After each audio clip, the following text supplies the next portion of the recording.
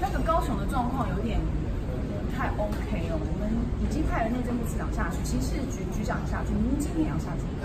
今天我们预算的这一些组织训结束了以后，就会赶到高雄去了解一下状况。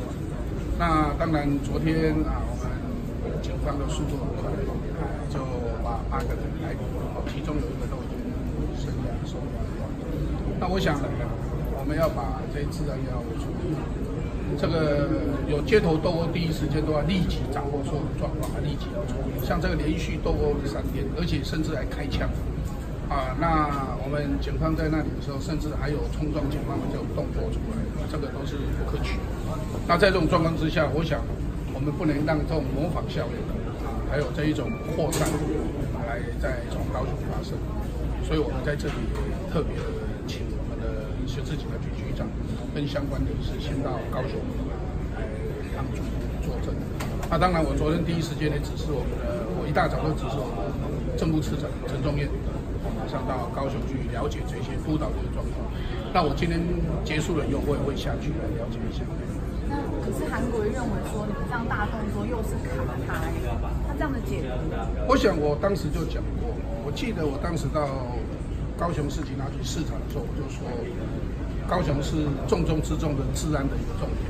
为什么？因为国民党的总统候选人就在那里，而且他是身兼市长，所以这个治安非常的重要，因为他本身是总统的候选人，在维安上本来就是要加强的，所以我其实当时的意思就是这样。他很不高兴，他说为什么是重中之重？你是总统候选人，当然是重中之重。那在台北，总统候选人也有在台北，但是像蔡英文蔡总统，他是现任的总统，本来就有维安系统。那另外，如果新的总统候选人出来，我们也是重中之重，所有的总统候选人都是重中之重。他自己不知道他是重中之重，还不高兴，所以我当时我就讲得很清楚，你是总统候选人，那你又是市长，你这边的治安要特别注意，因为跟你自己的安全也有关系。